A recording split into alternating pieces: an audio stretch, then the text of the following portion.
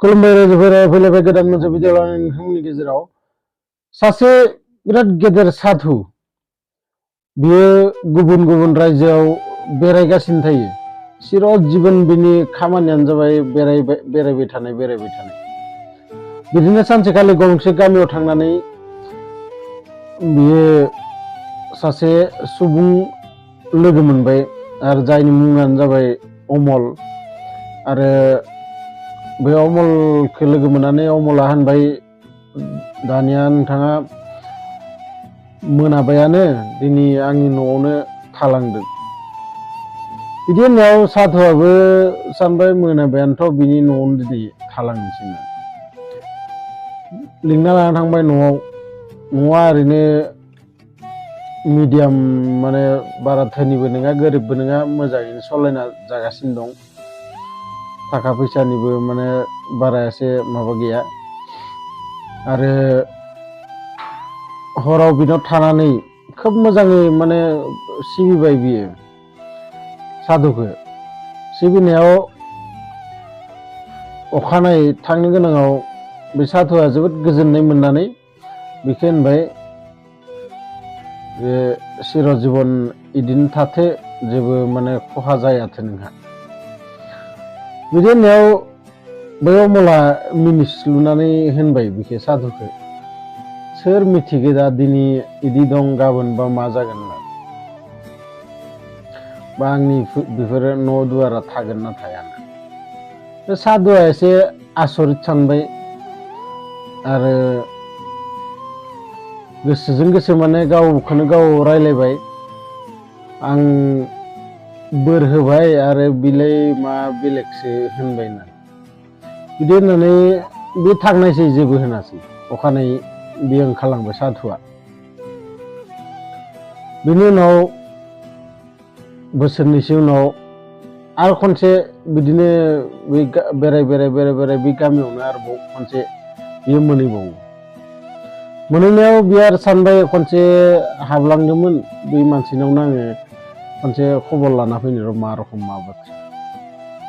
साधुआ थांबाय, थांनानै माने आसरित मोनबाय बियो। जाय मानसिया इमान मोजां न' दुवार दंमोन, इमान मोजां माबाना दंमोन, बै मानसिनि न'आ दा प्लास्टिकजों माने खुनु मथे सानै मानसि थानो हानाय मोनसे फिसाथार न' खानानै बिसोरो दं। आरो साधुखौ नुनानै अमला सिनायबाय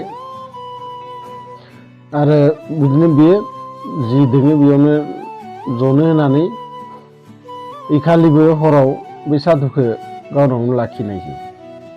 आरो गावनाव थाखा फैसा दों दागिदों, थेवबो बियो गावनाव जि दोङो जेसेबां हागो बे साधुखौ सिबिनायसै। आरो साधुआ हराव सोंबाय बिनाव, माबोरै बिदि जाखो होननानै।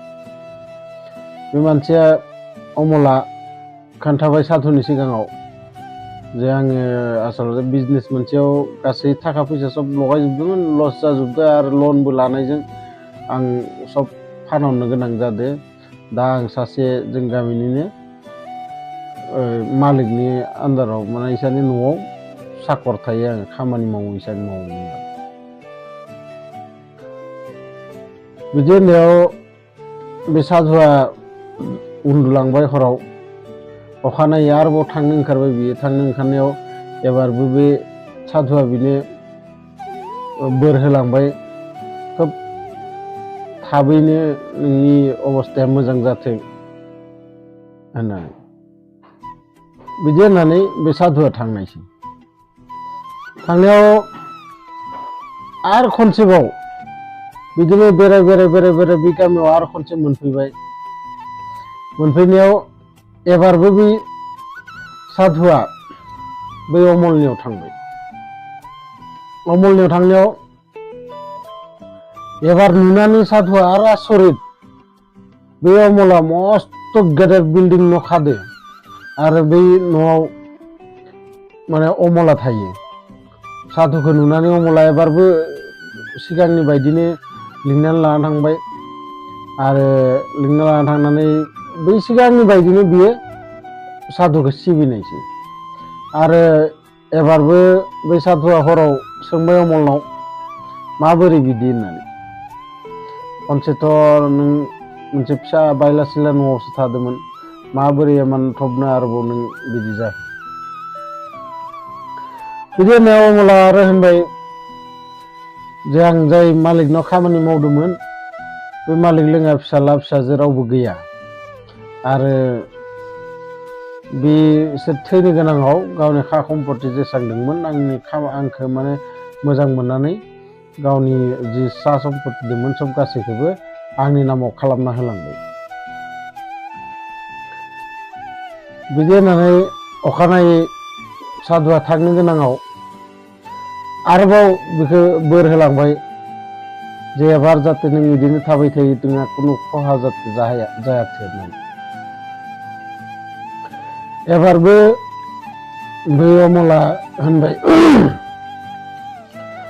होनबाय जे आंबा थागोन ना थाया सोर थागोन सोर थाया बे दुनियायाव मब्ला सोर थांनो गोनां जायो सोर मिथिगोन साधुआ बिनि बाथ्राखौ खोनासंनानै ओंखारलांनायसै आरोबाव खनसे साधुआ फैबाथाय एबार बै न'आव रावबो गैला बै न'आव दंमोन बै अमलनि फिसाला आरो बिहामजो गतिके बे दुनियायाव आसलते सोर मानसिया खोब सुखआव थानो हागोन सोब मिनि खुसि रंजा खुसि माबोरै थानो हागोन जाय मानसिया इसोरनि हरनाय दुखु सुखु सबखौबो बजबनानैबो बिनि खुगायाव जाहाथे मिनिस्लुनाया मोनसे थाबाय थायो बै मानसिया चिर जीवन बिदिनो सुखआव थाबाय थानो हागोन जायखिजाया नोंथांमोना भिडिअखौ मोजां मोनोबाथाय लाइक शेयार कमेन्ट खालाम आरो लोगोसे आंनि चेनेलाव गोदानै फैदोंबाथाय आंनि चेनेलखौ साबस्क्राइब खालाम गोजोन्थों।